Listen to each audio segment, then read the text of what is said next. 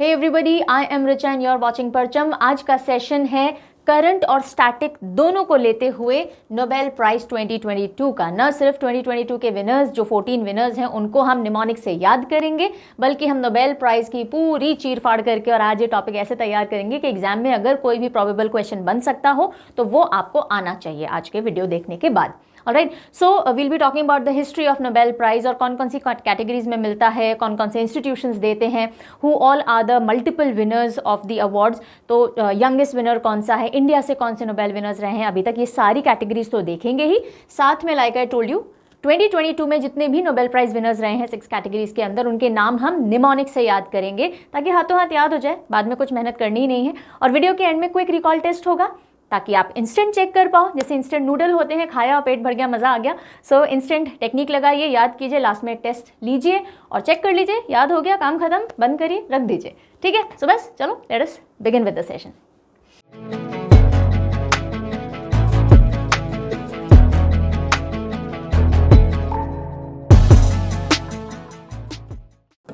Okay, पढ़ाई पे move करें उससे पहले आपके बेनिफिट की एक इन्फॉर्मेशन है, जल्दी से दे देते हैं। परचम ऐप के ऊपर lot of courses and subscriptions are available और अभी दिवाली फेस्टिव ऑफर चल रहा है तो बहुत हेवी डिस्काउंट्स चल रहे हैं। But additional for the viewers of this video additional 15% of यानी एक्स्ट्रा ऑफ आपको मिलेगा अगर आप कोड लगाते हैं रिचा 15। कौन कौन से कोर्सेज या सब्सक्रिप्शन पे है? सो एसएससी टेस्ट सीरीज है, उसके ऊपर हो जाएगा। मेरा जो स्टैटिक जीके कोर्स है ऐप के ऊपर जिसमें I am dealing with a lot of topics with mnemonics, उसमें हो जाएगा। और एसएससी जीए कोर्स है जिसमें history, geography, polity, economy, science और स्टैटिक जीके सब कुछ मिलता है। उस पे इन तीनों कोर्सेज पे अगर आप रिचा 15 कोड यूज करेंगे you will get additional 15% of. ठीक है, और हाँ रही बात आज के पीडीएफ की, जो अभी मैं पढ़ा रही हूँ ये टॉपिक, ये आपको परचमclasses.in वेबसाइट पे मिल जाएगा करंट जीके फोल्डर में, और जिनके पास कोर्सेज सब्सक्रिप्शन है तो वो ऑटोमेटिकली ऐड हो जाएगा। ठीक है, अब आ जाते हैं पढ़ने पे। चलिए, तो will be starting with the intro and history of Nobel prize. So Nobel prize की शुरुआत कहाँ से होती है? नोबेल प्राइज की शुरुआत होती है एक वसीयत से, वसीयत यानी विल से। एल्फ्रेड नोबेल, व्यक्ति का नाम क्या है? Alfred Nobel. आपने इनका नाम, अब यहाँ मैंने कहाँ लिखा है, डोंट नो, ओके ये रहा। एल्फ्रेड नोबेल का आपने कहीं नाम सुना होगा, कहाँ? डायनामाइट के आविष्कारक थे ये, है ना। सो डायनामाइट और भी बहुत से आविष्कार किए, डायनामाइट बहुत पॉपुलर रहा। सो एल्फ्रेड नोबेल जब गुजरते हैं तो उनकी थर्ड विल खोली जाती है जो फाइनल विल थी, और उसमें लिखा गया कि भाई मेरी जितनी भी संपत्ति है उसका अधिकतर हिस्सा एक आप कोष बना दीजिए, यानी कि जमा कर लीजिए, और ऐसे लोगों को दिया जाए जो कि ह्यूमैनिटी के लिए अलग अलग फील्ड में कुछ उत्कृष्ट यानी कुछ बहुत ही अनोखा एक्सेप्शनल कर रहे हों। Alfred Nobel as a person was he was a polymath यानी अलग अलग फील्ड्स में उनका इंटरेस्ट था, और उसी फ्लेयर को आगे बढ़ाते हुए चाहते थे कि मेरे जाने के बाद ऐसे लोग चुने जाएं हर साल और उनको मेरी ही संपत्ति में से राशि दी जाए एज प्राइज मनी। ठीक है, तो यहाँ से तो शुरुआत होती है नोबेल प्राइज़ की। लेकिन 5 साल तक जद्दोजहद ही चलती रही कि अरे जो उन्होंने टीएनसी रखी है उस पर कौन खरा उतर रहा है, नहीं उतर रहा, देना चाहिए नहीं देना चाहिए। तो इनकी जो विल थी वो स्टार्ट हुई या वो सामने आई 1895 में, और 6 साल लग गए फर्स्ट नोबेल प्राइज़ दिए जाने में, और फर्स्ट नोबेल प्राइज़ दिया गया 1901 में। इंपॉर्टेंट ईयर है। नोबेल प्राइज़ की शुरुआत कहाँ से होती है? 1901 से। ये ईयर याद रखने की ज़रूरत वैसे नहीं है आपको, क्योंकि ये विल थी, विल पढ़ी गई थी 1895 के अंदर। लेकिन फर्स्ट नोबेल प्राइज़ कब दिए गए थे? 1901 में। कितनी कैटेगरीज में? 5 कैटेगरीज में। ओरिजिनली कितनी कैटेगरी में दिए गए? 5 कैटेगरी में दिए गए। Chemistry, literature, peace, physics and physiology या मेडिसिन, दोनों एक ही हैं। ठीक है, आज की तारीख में कितने नोबेल प्राइज दिए जाते हैं, कितनी कैटेगरी में दिए जाते हैं? 6 कैटेगरीज के अंदर। 6th कैटेगरी कौन सी है? इकोनॉमिक्स की कैटेगरी है। क्या एल्फ्रेड नोबेल इसको घोषित करके गए थे? नहीं, लेकिन इन्हीं की मेमोरी में एक स्वीडिश बैंक है, उसने ये प्राइज एडिशनली स्टार्ट कर दिया, और उस प्राइज को कहते हैं the prize in economic sciences. और कौन सा बैंक है? स्वीडन का सेंट्रल बैंक है स्वेरिजेस रिक्सबैंक, और इसने नोबेल प्राइज इकोनॉमिक्स में शुरू किया कब? In the year 1969। ये 1901 से चल रहे थे 69 के अंदर, 69 याद रहना चाहिए, 69 के अंदर, और इकोनॉमिक साइंसेज वाला प्राइज भी स्टार्ट हुआ। सो नोबेल प्राइजेस आप सब जानते हो कि वर्ल्ड में सबसे हाईएस्ट लेवल का प्राइज माना जाता है when it comes to academic, cultural या साइंटिफिक एडवांसेस, और उन लोगों को दिया जाता है जिन्होंने कुछ बहुत अनूठा करके दिखाया हो, ह्यूमैनिटी के बेनिफिट के लिए इन सारी फील्ड में कुछ ना कुछ एक्सेलेंस लाई हो उन्होंने, ठीक है। अच्छा, कौन सी 2 कंट्रीज हैं जो इसमें इन्वॉल्व हैं? स्वीडन और नॉर्वे। स्वीडन और नॉर्वे के ही इंस्टीट्यूशंस हैं जो इन अवार्ड्स को एडमिनिस्टर करते हैं, ठीक है। यहाँ तक की बात समझ में आ गई। हर साल दिए जाते हैं। 1901 से तो 5 कैटेगरी स्टार्ट हो गई और जो इकोनॉमिक्स वाला था वो 1969 से स्टार्ट हो गया, ठीक है। इंटरेस्टिंग यहाँ तक। अब देखिएगा कि कौन से इंस्टीट्यूशंस हैं या कौन सी कंट्रीज़ हैं जो अभी हमने बात कर ली, अब उनको थोड़ा कैटेगोरिकली देख लेते हैं। ये जो अवार्ड्स हैं ये 6 कैटेगरीज में दिए जाते हैं। Again we had talked about it, physics, chemistry, physiology या मेडिसिन, ठीक है। फिजिक्स, केमिस्ट्री, फिजियोलॉजी या medicine, literature, peace and economic science बोलते हैं उसको, literature, peace and economic science. और इकोनॉमिक साइंस वाला जो नोबेल प्राइज़ है उसका पूरा नाम देखिए क्या है, Sveriges Riksbank prize in economic sciences in memory of Alfred Nobel. इसको इस तरह से नाम दिया जाता है, ठीक है।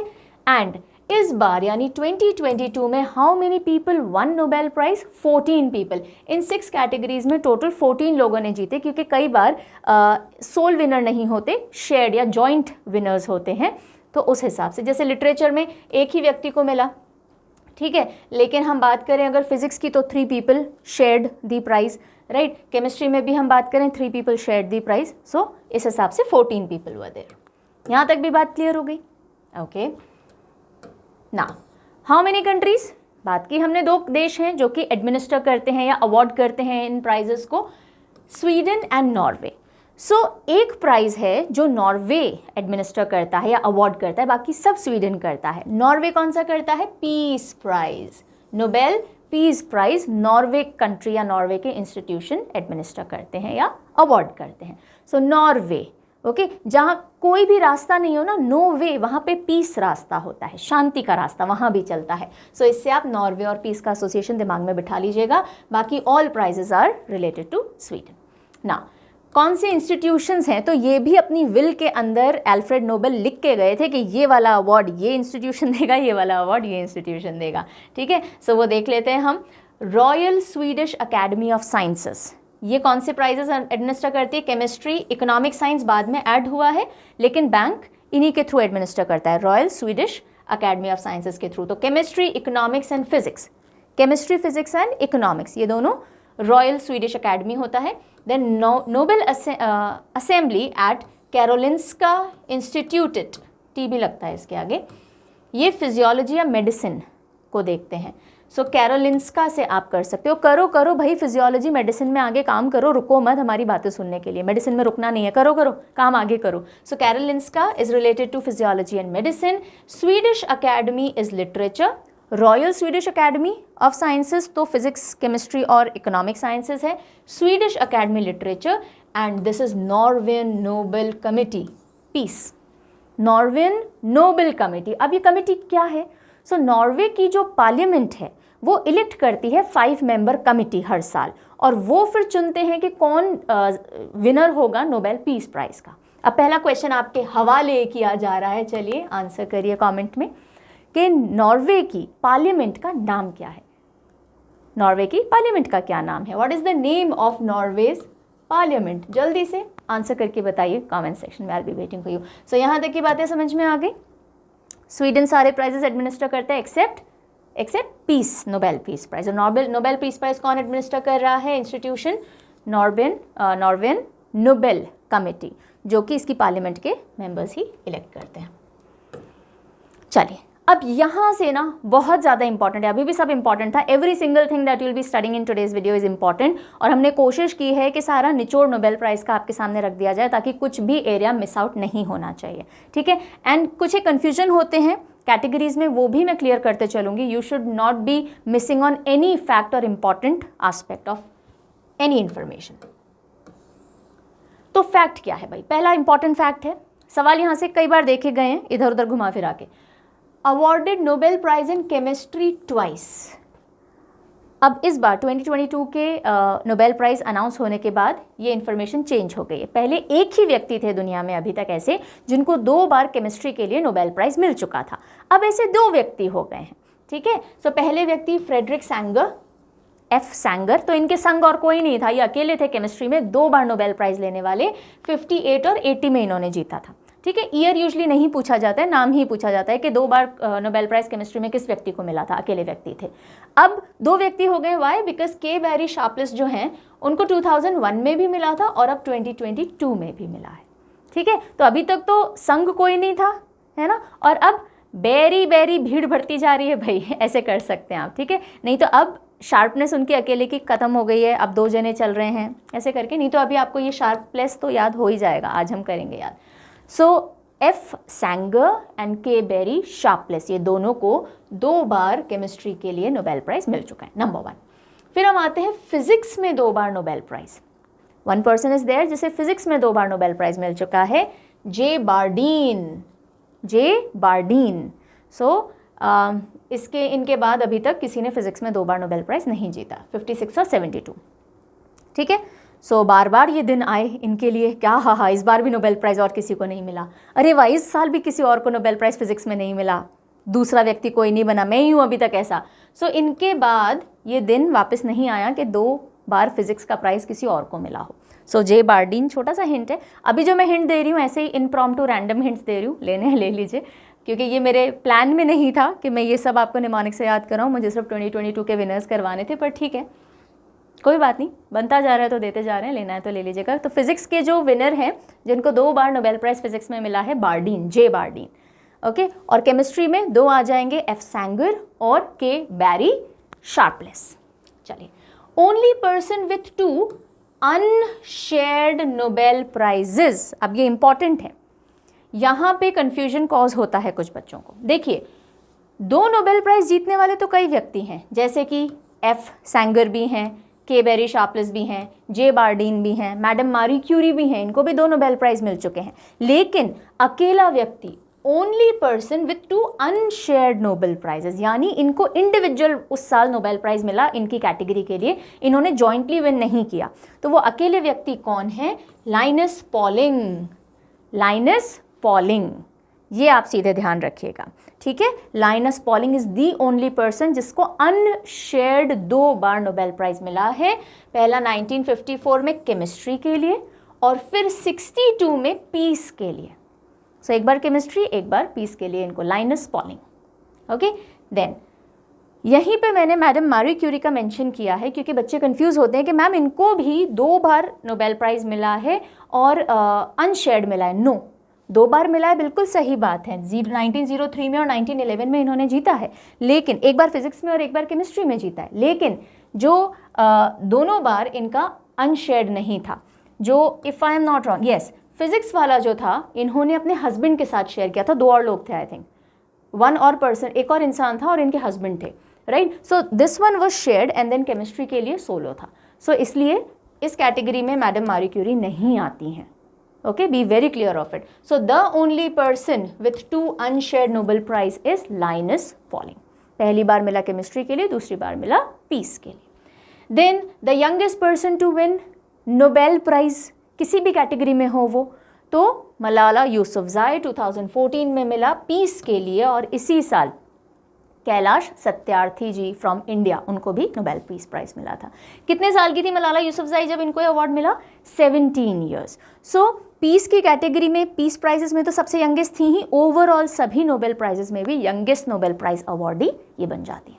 ठीक है जी, ओके। अब एक सवाल आता होगा ना दिमाग में कि यार नोबेल प्राइज़ दुनिया का सबसे हाईएस्ट लेवल माना जाता है इन the field of these 6 categories, कितना पैसा मिलता होगा अवार्ड में क्या मिलता होगा? सो नोबेल प्राइज़ जो 2022 में इस बार मिला, वो स्वीडिश क्रोनोर जो वहाँ की करेंसी है उसमें 10 मिलियन, हर एक व्यक्ति को 10 मिलियन स्वीडिश क्रोनोर मिले अनशेयर्ड कैटेगरी। अगर शेयर्ड है 1/2 हो जाएगा, 3 लोग हैं तो 1/3 हो जाएगा।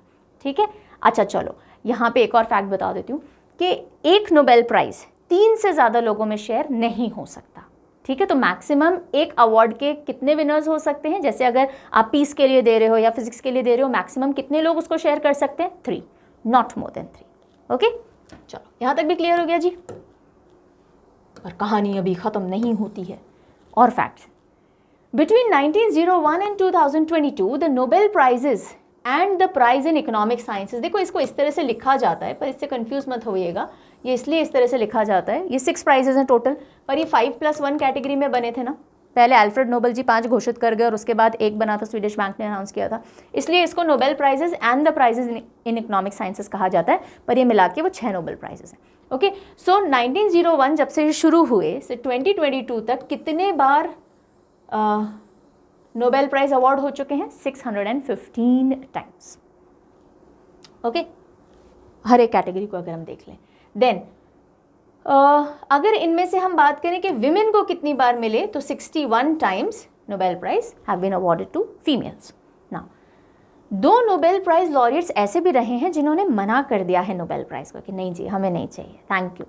सो कौन है वो दिग्गज लोग? देख लेते हैं। जीएन पॉल सार्त्रे, जो कि 1964 में नोबेल प्राइज लिटरेचर के लिए इनको दिया जाना था और इन्होंने मना कर दिया, जीएन पॉल सार्त्रे।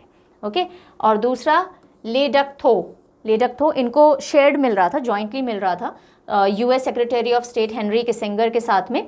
सो ले डक थो ने मना कर दिया कि नहीं जी आप जिस चीज़ के लिए दे रहे हो हम खुद को अभी तक वो काम अकम्प्लिश करते हुए नहीं देखते, पीस के लिए इनको मिल रहा था। ठीक है, सो ली डक थो, सो ही थ्रो, ऐसे भी याद कर सकते हैं, उन्होंने थ्रो कर दिया Nobel prize. And Jean Paul Sartre. Okay, then okay, ये मैंने आपको बता दिया है कि in no case a prize amount be divided between more than 3 persons. Okay, चलो, तो ये इतनी छोटी छोटी मिनिस्क्यूल चीज़ें मैं आपके मेंशन में डाल रही हूँ ताकि कोई भी इंपॉर्टेंट पॉइंट नहीं छूटना चाहिए। If you are studying, make sure you are studying thoroughly. अच्छा, कल से इकोनॉमिक्स की क्लासेस स्टार्ट हो रही हैं चैनल पे by Payal ma'am, and she is a fabulous tutor. बहुत सारे हाई लेवल के एग्जाम्स क्रैक कर चुकी हैं, आपको पढ़ने में बहुत मज़ा आएगा उनसे। तो इकोनॉमिक्स एक बार उनसे पढ़ लेंगे तो I believe she is that in depth and that thorough with the subject कि आपको बाकी कोई भी बुक्स और कोई भी और सोर्सेज रेफर करने की ज़रूरत नहीं। इकोनॉमिक्स के करंट पोर्शंस को भी वो कवर करते चलेंगे। So you must refer to her videos also on YouTube, और ऐप पे भी उनका कोर्स आज लॉन्च हो जाएगा शाम को। सो एक बार गो थ्रू थिंग्स। ऑलराइट, चलिए ना, ये एक एडिशनल इन्फॉर्मेशन मैंने डाल दी है, you may have a look at it. The youngest Nobel prize laureates, तो सबसे यंगेस्ट तो मलाला यूसुफज़ई हैं। ठीक है, ये रहा इनका नाम, मलाला यूसुफज़ई, 17 ईयर्स की है। लेकिन हर एक कैटेगरी वाइज यहाँ पे इन्फो आपको दिख जाएगी। फिजिक्स में सबसे यंगेस्ट 25 ईयर्स के विलियम लॉरेंस ब्रैग थे, जिनको नोबेल प्राइज मिला था फिजिक्स के लिए। केमिस्ट्री में 35 ईयर्स के यंगेस्ट रहे फ्रेडरिक जोलियट। फिजियोलॉजी मेडिसिन में फ्रेडरिक बैंटिंग 32 ईयर्स के थे जब उनको ये प्राइज मिला। लिटरेचर के लिए Rudyard Kipling was the youngest Nobel prize winner in the field of literature. Rudyard Kipling आपने सुना होगा, जंगल बुक फेमस बुक है ना, और 41 ईयर्स के ये थे जब इनको ये मिला। देन इकोनॉमिक साइंसेस के लिए 46 ईयर्स के थे एस्थर डफ्लो जब इनको ये प्राइज मिला। तो ये कुछ एडिशनल इन्फो है, you may just have a look at it once. Okay, अब हम आ जाते हैं 2022 के नोबेल प्राइज विनर्स पे। इस बार किस किस को मिला है, तो शुरुआत करेंगे हम केमिस्ट्री से। केमिस्ट्री बहुत ज़रूरी है ना, पढ़ाई में हो चाहे इंसानों के बीच में हो, it is very must. So Nobel prize in chemistry 2022 कौन एडमिनिस्टर करता है? याद करो, केमिस्ट्री, फिजिक्स और economic sciences, royal Swedish academy of sciences ये अवार्ड करता है। स्टॉकहोम स्वीडन के अंदर ये है। किसको मिला? ये 3 नाम है, कैरोलाइन आर बेर्टोजी, मॉर्टन मेल्डल, के बेरी शार्पलेस। और इन तीनों ने मिलकर एक प्रोजेक्ट पे काम किया था, that was for the development of click chemistry and bio orthogonal chemistry. ठीक है, सो 1/3 जो प्राइज है वो 1/3 डिवाइड हो गया तीनों के अंदर। चलिए, अब नाम याद रखने है ना। तो बर्टोजी से मिलता जुलता क्या वर्ड है? बर्टोजी मिलता हुआ है। ठीक है, मेल्डल से मिलता जुलता मेडल, तमगा जो हम पहनते हैं मेडल, और शार्पलेस है ना। तो अब हम क्या करें?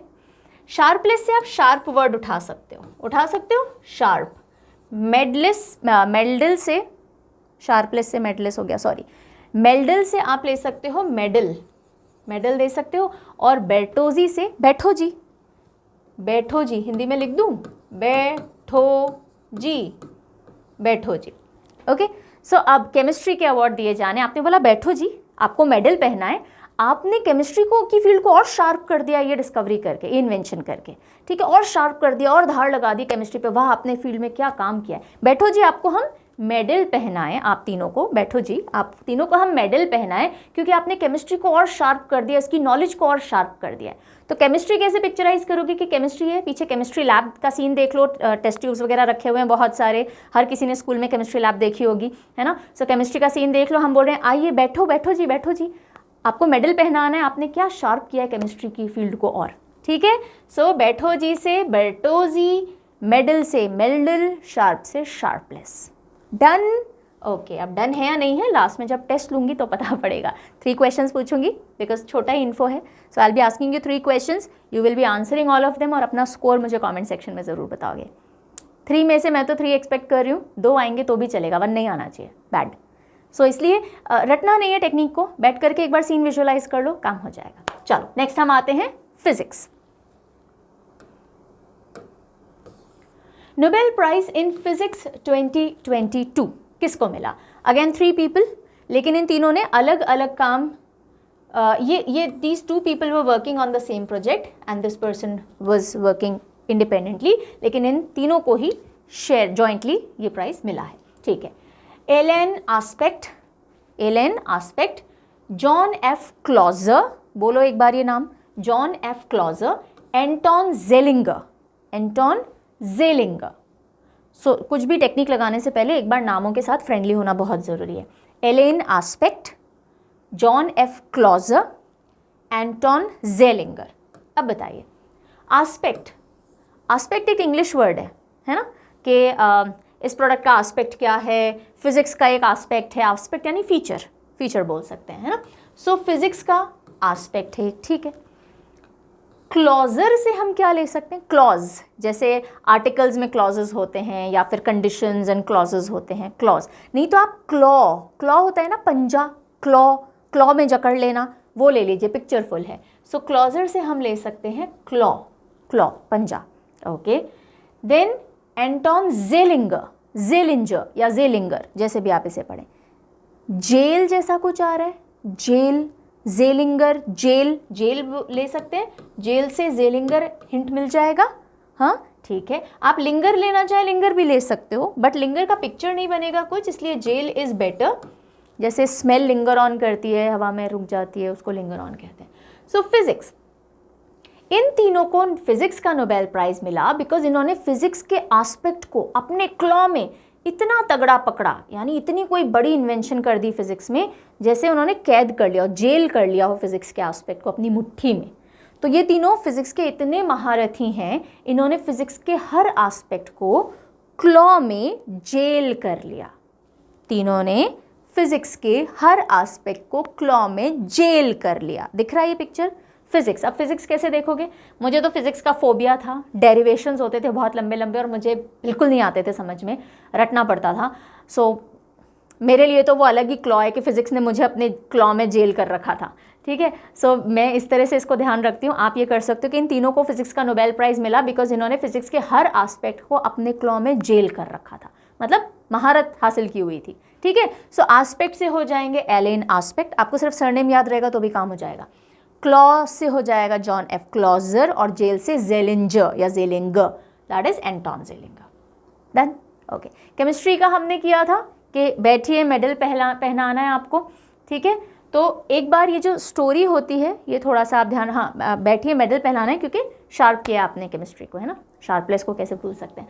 और इसमें क्या था फिजिक्स वाले में कि हर एस्पेक्ट को क्लॉ में जेल कर रखा है, बस। तो सीन अगर आप आसपास लैब का या क्लासरूम का देख लोगे तो ऑटोमेटिकली स्टोरी अलाइन होती जाएगी। चलिए आते हैं next category of awards.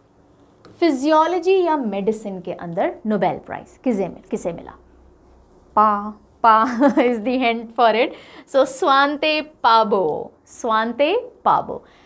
for his discoveries concerning the genomes of extinct hominins and human evolution. So इससे रिलेटेड इनको Nobel prize physiology and medicine में मिला है। सो पैबो हैं, पैबो से तो पा मूवी थी ना अमिताभ बच्चन की, पा ऐसे ही कुछ तो भी होता था, है ना, उसे याद रख लो कि पा मूवी में वो डिफरेंटली एबल्ड बच्चा था, तो ऑफकोर्स वो मेडिसिन उससे जुड़ा ही रहता होगा, कुछ ना कुछ मेडिसिन खाता ही रहता होगा। नहीं तो पा जो होते हैं हमारे पापा लोग देख लो, वो अब बुढ़े हो चुके हैं थोड़े, है ना, बुजुर्ग हो गए हैं, बुढ़िया गए हैं तो दवाइयाँ लेते रहते हैं, मेडिसिन से जुड़े हुए हैं, इस तरह से बस पा को एसोसिएट कर लो, बहुत सिंपल है। स्वांते पाबो जी को थैंक यू बोलो, बहुत अच्छा नाम है इनका, जल्दी से याद हो गया। फिर हम आते हैं Nobel prize in literature. Literature Nobel prize भी सोलो मिला है, किनको मिला है? Any Ernaux. एनी अर्नॉक्स बोलो एक बार, एनी अर्नॉक्स। अब कभी मूवी देखने गए हो? आइनॉक्स मल्टीप्लेक्सेस होते हैं, हर शहर में होते हैं यूजली, है ना, आइनॉक्स थिएटर्स होते हैं। सो आइनॉक्स भी आर्ट का कुछ दिखाता है और अर्नॉक्स ने भी लिटरेचर लिखा है। मूवी नॉवल पे बेस्ड होती है ना कई बार मूवीज़, तो अर्नॉक्स जी ने लिखी कोई लिटरेचर की किताब और उस पर आइनॉक्स ने मूवी बना दी। आइनॉक्स अर्नॉक्स सेम साउंड है और दोनों आर्ट से जुड़े हुए हैं, तो लिटरेचर याद हो जाएगा। लिटरेचर का नोबेल प्राइज़ किसने जीता? आइनॉक्स से अर्नॉक्स। वो लोगो साइन देख लो एक बार थिएटर का, आइनॉक्स है, इधर हम अच्छा मूवी देखने आए, लिटरेचर पे बेस्ड कोई मूवी है, ठीक है। So Annie Ernaux literature. Then coming over to Nobel peace prize, शांति के लिए नोबेल पीस प्राइज। 3 कैटेगरी में ये बटा, कैटेगरी नहीं बोलेंगे हम, 3 पार्ट्स में ये बटा। एक इंडिविजुअल को मिला और 2 इंस्टीट्यूशंस या ऑर्गेनाइजेशंस को ये मिला। तो इंडिविजुअल कौन है? एलिस बियाल्यात्स्की, एलेक्स बियाल्यात्स्की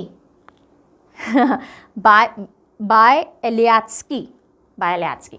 तो आप ये स्की ले सकते हो, यहाँ से देखो ले सकते हो स्की। स्कीइंग क्या होती है?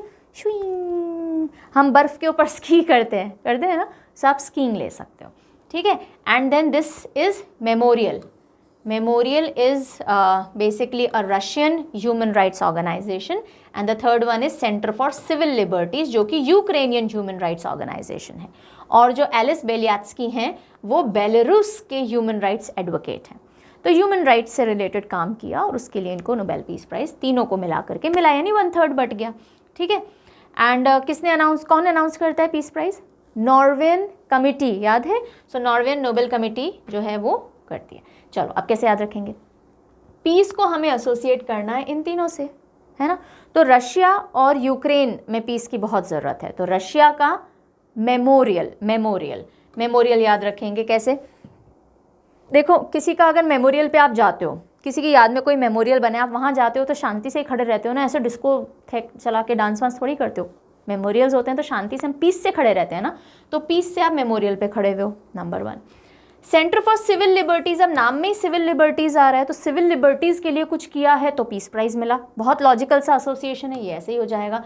और बेलियात्स्की जी के लिए स्की, आप स्की करते हो आइस पे, और आइस में पीस होती है, शांति होती है ना, ठंडक शांति होती है ना आइस में, तो बस तो आइस स्की आप करते हो तो आपको बहुत पीस मिलती है। आप ये भी कर सकते हो, आपको पीस चाहिए आप स्कीइंग करने चले जाते हो, बस स्की देख लीजिए, ठीक है, बर्फ़ के ऊपर स्कीइंग कर रहे हो, तो ये तीनों हो जाएंगे, right. Next the last category is economic sciences.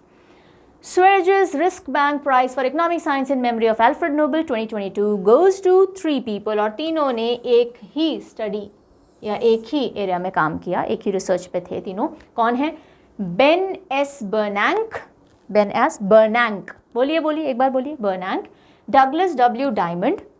आपको पता है आपकी सुनने से भी मेमोरी बढ़ती है ना। सो अगर आप कोई चीज़, कई बार होता है हम बोल के पढ़ते हैं तो नींद भी उड़ जाती है और दिमाग में ज़्यादा रजिस्टर होते हैं, because everything has memory, all your 5 senses have memory. जो आप सूंघोगे वो स्मेल आपके दिमाग में रहती है। कई बार आप एक पर्टिकुलर परफ्यूम से किसी इंसान को रिकग्नाइज कर लेते हो, बदबू से भी रिकग्नाइज कर सकते हो। सिमिलरली देखने वाली हमारी मेमोरी होती है। टच बहुत अच्छी मेमोरी होता है, तभी छोटे बच्चे मदर का टच बहुत ईजिली आइडेंटिफाई कर लेते हैं। सुनना हमारी, और टेस्ट तो है ही, right. So use all these senses while you are studying, imagination में, या फिर इसीलिए कहा जाता है कि आप जब पढ़ाई कर रहे हो ना उसी पॉस्चर में बैठ के करो जिस पॉस्चर में आपको एग्जाम में लिखना है, because your posture helps you retain things. Same posture में जब आप एग्जाम दोगे, सो बहुत आपकी बॉडी के अंदर बहुत माइक्रो लेवल पे काम हो रहा है और मैक्रो लेवल पे काम हो रहा है, just understand all of this. Anyways, coming back, so Ben S Bernanke, Douglas W Diamond and Philip H Dybvig, ठीक है, डिबविग। अब यहाँ तो आपको बहुत अच्छा नाम मिल गया वापस। डगलस डब्ल्यू डायमंड जी को थैंक यू बोल दो, डायमंड की तो पिक्चर आ जानी है हमारे सामने, आ गई पिक्चर, वेरी गुड। बर्नांक से हम क्या कर सकते हैं? बर्नांक बैंक ले सकते हैं। बैंक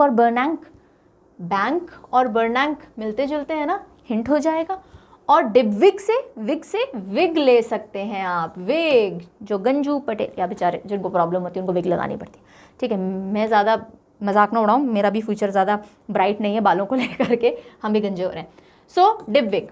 अब इन तीनों को एसोसिएट करना है इकोनॉमी से, इकोनॉमिक साइंसेस से। तो देखिए बैंक तो इकोनॉमी से एसोसिएटेड है ही सीधे सीधे, पैसा, इकोनॉमी, पैसा। आपने बैंक से पैसा लिया है, क्यों? क्योंकि आपको डायमंड खरीदना है और आपको विग खरीदना है। आप रईस हो तो आपको डायमंड भी पहनना है, और आप रईस हो पर गंजे हो तो आपको विग भी पहनना है, ठीक है। तो आपने बैंक से लिया मनी, मनी तो मतलब इकोनॉमी आ जाएगा, for buying diamond and for buying wig.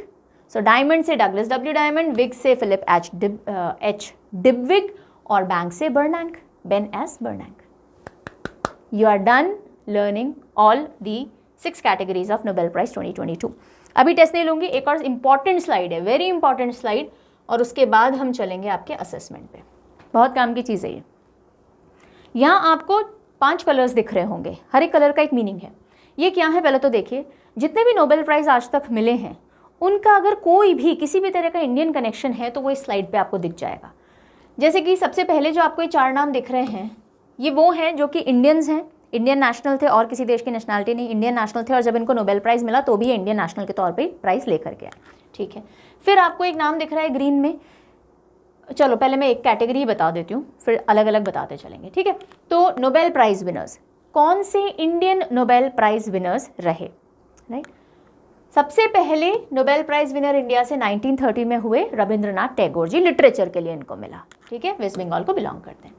फिर फिजिक्स के अंदर मिला सीवी रमन को, सीवी रमन को 1930 में मिला, और ये तमिलनाडु को बिलोंग करते हैं। सीवी रमन जी को द रमन इफेक्ट के लिए फिजिक्स का प्राइज़ मिला। अमर्त्य सेन, इकोनॉमिक्स, यहाँ पे आपसे क्वेश्चन है मेरा, चलिए अमर्त्य सेन जी ने ऐसा क्या रिसर्च किया था इकोनॉमिक की फील्ड में जिसके लिए उनको नोबेल प्राइज़ मिला इकोनॉमिक साइंसेस का, ठीक है, जल्दी से कमेंट करके बताइए। तो अमर्त्य सेन जी को 1998 में मिला, he is from West Bengal. Then Kailash Satyarthi ji को पीस के लिए मिला 2014 के अंदर, ये मध्य प्रदेश को बिलोंग करते हैं। सो ये तो क्लीन एंड क्लियर इंडियंस जिनको नोबेल प्राइज़ मिला है, ठीक है। फिर आता है अगली कैटेगरी जिसको आप ग्रीन में देख रहे हो, mother Teresa. Mother Teresa was not originally Indian, वो मैसेडोनिया से थी, लेकिन वो इंडिया आ गई और फिर उन्होंने इंडियन सिटीजनशिप अडॉप्ट कर ली, और जब उनको नोबेल पीस प्राइज़ मिला तो वो इंडियन थी, ठीक है। तो yes, she was an Indian receiving it because she became a Indian national, citizen बन गई थी वो, ठीक है। तो मदर टेरेसा को पीस प्राइज़ मिला 1979 में, सेकंड इंडिविजुअल बनी या सेकंड इंडियन सिटीजन बनी नोबेल पीस प्राइज़ लेने वाली। इनका लेकिन बर्थ नॉर्थ मैसेडोनिया में हुआ था, ठीक है, इसलिए इसको डिफरेंट कलर दिया गया है। देन आते हैं 14th दलाई लामा, ये तिब्बत बॉर्न है, ओके। ये वहाँ से रेफ्यूज, वहाँ से निकाले गए, देश निकाला समझिए, वहाँ से आकर के, और इंडिया में इनको शरण मिली। He is a refugee, he has still not been given citizenship, okay. तो ये इंडियन रेफ्यूजी हैं, तिब्बतन रेफ्यूजी हैं, rather Tibetan refugee in India हैं जिनको कि नोबेल पीस प्राइज़ मिला। लेकिन ये कहाँ थे जब, या कहाँ रह रहे हैं जब इनको नोबेल प्राइज़ मिला? इंडिया में ही रह रहे हैं, तो इनका इंडिया कनेक्शन है, लेकिन ये इंडियन सिटीजन नहीं है, ठीक है। सो ये चीज़ अगेन आप ध्यान रखेंगे। लेकिन कौन से रीजन से इनको नोबेल प्राइज़ मिला है? अगर आप नोबेल प्राइज़ देखेंगे ना खोल करके इंडिविजुअल, तो उसमें रीजन जब लिखा हुआ आता है, when he received the prize he belong to which country, he belong to India, right. So इसलिए यहाँ पे हमने इंडिया लिखा है, but he was born in Tibet and he is a refugee in India. 14 Dalai Lama, Tenzin Gyatso, है ना। And piece के लिए 1989 में इनको नोबेल प्राइज़ मिला। यहाँ तक की बात खत्म हुई। अब ये 4 नाम जो आपको दिख रहे हैं, Hargobind Khorana, S Chandrasekhar, V Ramakrishnan and Abhijit Banerjee, ये 4 ऐसे लोग हैं जो कि बॉर्न तो इंडिया में हुए थे, जन्म इनका इंडिया में हुआ, लेकिन इनको नोबेल प्राइज़ किसी और देश के साथ सिटीजनशिप के चलते मिला है, यानी वो किसी और देश के सिटीजन थे जब इनको नोबेल प्राइज़ मिला। So they are born in India, they all have Indian citizenship also, they all have Indian citizenship, but जब इनको नोबेल प्राइज़ मिला they represented some other country, okay. जैसे कि हरगोविंद खुराना जी को फिजियोलॉजी या मेडिसिन के लिए मिला 1968 में, but he represented United states, ठीक है। कौन से रीजन को बिलोंग कर रहे थे? यूएस को बिलोंग कर रहे थे, otherwise he was born in British India. Then Subrahmanyan Jaishankar, physics के लिए इनको 1983 में मिला, again he represented United States, otherwise he is also born in British India. Then V Ramakrishnan, chemistry में मिला है इनको 2009 में। ये 2 देशों की और नेशनैलिटी होल्ड किए हुए हैं, यूके और यूएस की। And otherwise also he is born in India. And Abhijit Banerjee economics के लिए 2019 में मिला, यूएस सिटीजन के तौर पे इनको मिला है, but otherwise he is born in India. So ये सब Indian US citizen, Indians UK US citizen, India US citizen, India US citizen, ठीक है। तो हम ये, लेकिन ये जिस भी इंस्टीट्यूशन से जुड़े रहे जहाँ इन्होंने रिसर्च किया और जिसके चलते इनको नोबेल प्राइज़ मिला, वो इंडियन इंस्टीट्यूशन नहीं था, ठीक है। और ना ही उस समय ये इंडिया में रह रहे थे, ये बाहर ही रह करके अपनी रिसर्च कर रहे थे और उसी दौरान इनको नोबेल प्राइज़ मिला है। तो क्लियर कैटेगराइजेशन आपको बता रही हूँ मैं, ठीक है। और लास्ट कैटेगरी देख लीजिए, Ronald Ross and Rudyard Kipling. Ronald Ross जिन्होंने कि जो मलेरिया होता है वो कौन से पैरासाइट से होता है ना, वो फाइंड आउट किया था। And Rudyard Kipling jungle book. ये दोनों इंडियन बॉर्न हैं, इंडियन सिटीजन्स नहीं थे। इनके पेरेंट्स फॉरेनर्स ही थे उस समय, इनके पेरेंट्स यहाँ थे। सो ब्रिटिश इंडिया के टाइम में इनका जन्म यहाँ हुआ है, but they were not Indian citizens, Indian nationals. सिर्फ इनका इतना सा ही एसोसिएशन है कि भाई इनका जन्म इंडिया में हुआ था, ठीक है। सो रोनाल्ड रॉस अदरवाइज यूके के सिटीजन हैं, लेकिन ये पहले ऐसे यूके के निवासी थे जो कि जिनका जन्म यूके में नहीं हुआ था और इनको नोबेल प्राइज़ मिला, ठीक है। और जन्म कहाँ हुआ था? ब्रिटिश इंडिया में हुआ था, अल्मोड़ा में हुआ था, I am not mistaken. Physiology medicine में इनको नोबेल प्राइज़ मिला 1902 में। एंड रुडयार्ड किपलिंग लिटरेचर के लिए 1907 में इनको मिला। And he became the youngest also to win this award in literature.